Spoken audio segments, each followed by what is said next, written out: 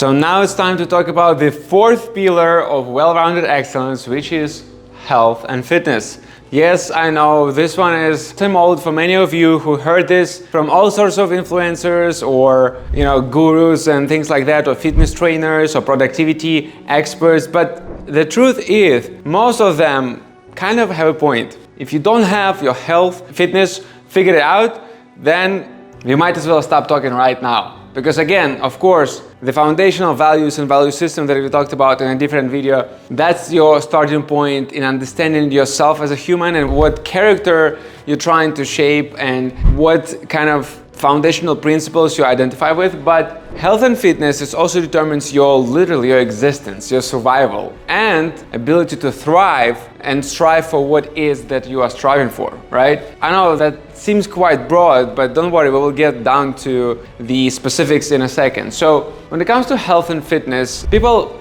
sometimes think that this is about not having pain or not having a problem with health that is identifiable or has symptoms or something like that, which is so wrong. To me, health and fitness is longevity of your performance and ability for you to accomplish and achieve what you're trying to on a long enough scale for you to build legacy that you can be proud of. And you can't get there unless you have the juice to get there. The juice, it's your body and mind and soul fully aligned, fully healthy. And even if it's not as healthy as you would want it to be for whatever reason, all of us can have problems. And I talked about this before. Somebody can get sick with disease that even if you are trying to do everything right, nobody can fully escape, like cancer or something like that, right? God forbid if that's you or people that you love, but it happens. And I keep bringing this as an example, but really there is like 100 other diseases that you might get. But then again, in many ways, most of it, in your heart, can be manageable and can be prevented. And it takes your actions to prevent that, right? Some things might not be as preventable as we want it to be, but most of the things you can figure out on your own. You can make sure you're healthy and strong. It just takes a lot of hard work, and most of us don't want to do that, and that's our fault. And so I'm here to kind of like bring it to life a little bit, explain what this pillar means and why it's so important, right? Now, so I told about the juice, that's the stamina and endurance. And again, I want you to a little bit expand your mind here. Don't think of stamina and endurance only as precursor for successful workout training. I'm not talking about that. I'm talking about you having stamina and endurance to have a business, to have a family, to handle all sorts of problems. I told about being a problem solver before, right? To do it on a long enough scale, to have joy in your life, to achieve some great milestones that you can tell to your grandkids, oh my God, your life resume is amazing, right? You can tell stories, everybody will have so much fun with it. You might, think of it in this way. At the end of your life, do you want to look back at your life and say, wow, that's kind of a great movie or great series. I enjoyed it so much. It's full of ups and downs and learnings and mistakes and everything. And you can't have that unless you're strong mentally, physically, and spiritually, and specifically physically, if you're talking about this context, right? But then one might argue physical strength, it's all about mental strength. That's why here I already put, and I can cross-reference that there is an element of mental fortitude that one needs to have in order to be well-rounded or excellent, even as a starting point. So we talked about strength, right? Physical strength. You do need to do exercise. You do need to train. You can't have strength out of thin air. Now then we can talk about energy here as well. How much energy do you need in order to successfully get the job done? How much energy can you have? Can you expand it? Can you create it? Because you can. You can create matter, you can just divert it to a certain direction, but you can create energy. Energy is not per se matter. I don't want to get too much into the metaphysics here or quantum mechanics and all that jam. Not necessarily an expert there. I can tell you a few things, but the point here is that you can create energy, and energy is created by action, but action needs to be relied on a good foundation, techniques, strategies, tactics, and specifically transcribed into the discipline and consistency, right? You cannot create energy if your action is not something that comes from good nutrition, from good sleep, from good exercise, from a routine that works for you, from wellness, right? There is wellness practices, ways you can relax, not rest, relax. Like If somebody tells me, I think my mother, she loves me, of course, and I love her too much, she's the best in the world, but she used to tell me this thing when I was growing up, hey, why don't you just rest? Like go and lay down or something like that, like sit or chill out, basically, right? When I was running around. And the thing is, she was saying rest or some other word that would mean that. And I was saying, I can't rest. And then I realized, it's not that I can't rest. Regardless of whether I need to kind of like re-energize and recalibrate and get my energy back up, I couldn't relax. That's another whole thing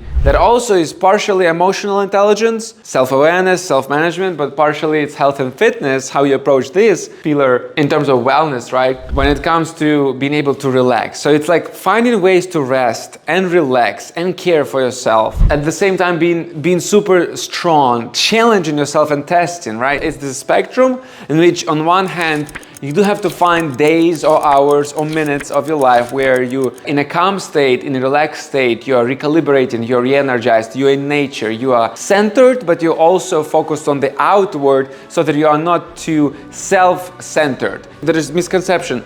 There is being centered as if being good with your body, mind, and soul, but there is also this another idea which is self-centered, meaning it's being overly focused on yourself. It's like too much awareness and too much care for yourself and feeling, pity for yourself and not thinking, that you have to actually serve others through being a provider and protector or in some other capacity, right? Whether you're a man or woman, in different ways you can do that. So point being, there are so many examples I can give you here. Like, again, how much energy you need to be successful at your work, job, career, business. How much physical strength do you need in order to be able to sustain your muscles and longevity of your body so that it doesn't break down, so that you can do activities that you like with your children, with your family, with people that you love. And then again, stamina and endurance can be also an aspect of your physical safety, right? You have to be able to defend yourself, especially I'm talking to men right now, defend yourself and your family. That's a must-have for men, in my opinion. Talk about masculinity here. You can't be really fully masculine if you can't do this. I'm not talking about physical limitations. I know some people do have those, and even again, they find ways to protect themselves and others. So there is always a way, like they said in that old phrase, where there is a will, there is a way. So the point being, you just have to accept these as extremely important. Without health and fitness, you can't do anything.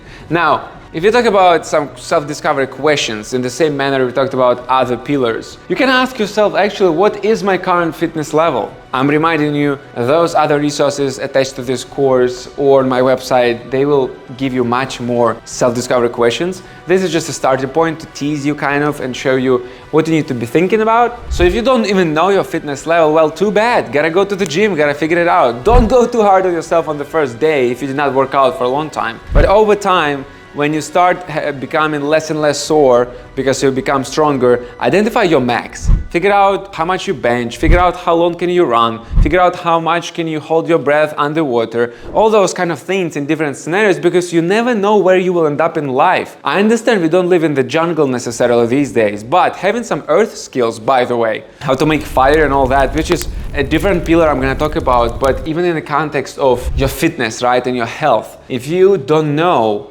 where you are, how can you know how far you need to go to improve? So that's the starting point. The second question would be, what actually are the barriers in front of me and making it hard to live a healthy lifestyle, right? Because one thing people don't realize, being healthy and being strong should be your lifestyle. It should be part of your character. It should be part of your value system, in my opinion. It's part of your identity, right? Because if you do that, then you can shape and structure all of your life in accordance with it, right? For example, let's say you're a busy entrepreneur or busy student. And you're like, oh no, I need to submit this assignment to the professor. Oh no, I need to deal with investors on my startup or whatever, right? And you always put health aside. Like right now I'm so busy, I cannot prioritize a workout. Right now I'm so busy, I cannot prioritize to have a good cooked meal. Instead, I'm gonna order some burgers and ice cream. Right now I'm so busy, I cannot do this, da, da, da, da, da. You do it on a long enough scale, your health goes substantially down and fitness goes down, and then your productivity goes down. You will do assignments for your professors much longer.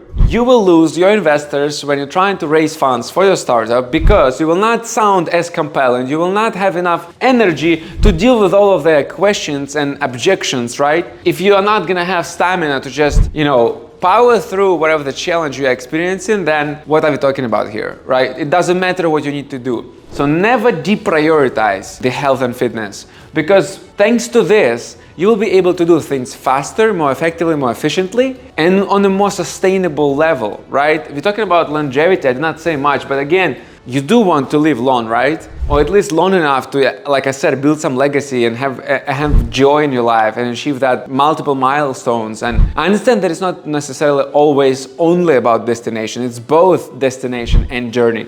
But you cannot have any solid journey or serious destination that you're trying to get to if you not prioritizing longevity, energy, and all these things. Yeah, that's definitely a question you need to ask yourself and understand what are those barriers. I mean, be careful. Sometimes when people ask themselves this question, instead of barriers, they mention excuses. Like, let me put it this way. If you said to yourself, I don't have money to go to the gym. Okay, fine. That sounds like a barrier, but it's an excuse if you don't find the solution. You know what I'm saying? If you do find the solution, then it's not an excuse. It was a barrier, but now you removed it. Now you handled it. So, okay, you don't have money to go to the gym. Fine. So what? Are you not working out at all? Then that's an excuse. Okay, you don't have money to go to the gym. You started working out in your yard, or in your home, in your apartment, in your dorm room, somewhere, freaking in your bathroom, on the floor. All you need to start with basics, push-ups, pull-ups, doing some sit-ups, whatever, right? I mean, this is so, I don't even want to talk about it. I don't know, you are 14 years old watching this, or you're 34 years old watching this, but it's just, everybody knows it's too basic, and it's too basic of an excuse to say you don't have money to exercise. I understand if you're saying you don't have maybe financial capability to become the next Kobe Bryant, let's say, or the next Tom Brady, you know what I'm saying, of their respective athletic fields, but you do have ability to exercise and keep yourself healthy, and then you will figure out how to make money, and then you will figure out how to go to the great gym with all the equipment, and then you figure out how to become a Mr. Olympia if you want to go into bodybuilding or whatever. Now, speaking of practical exercise, one thing I told you that you have to identify with the fact that health and fitness is part of your lifestyle, and then shape everything else, then structure everything else. Your meetings, your work, your entrepreneurship, your academic life, doesn't matter what's the context there. But what I also want you to know, that you have to understand what are your motivators, right? For many people, late in their life, both for men and women, and in many ways for men, is that they would find a motivator in health, is that they want to spend better quality time with their children. Now, of course, not everybody has children, but I'm just giving you one scenario here, right? And I would love for you to have a family, and so one way or another, and I'm just saying that for them, they understand they can't go take a walk with them for a long time in the park if they are too unhealthy. They let alone play ball or something like it, right? So that could be a motivator here, right? Identify what are yours at this point in life. Maybe you're 15 years old. Obviously, you're not talking about family unless it's a very unique situation. Identify your motivators and understand what will impact your desire to improve your health and fitness. Now, another aspect would be creating the so-called health longevity program. Not a fitness program, health longevity program. That's how I call it. And the reason that is different from fitness program, because it's not just about working out, it's about everything.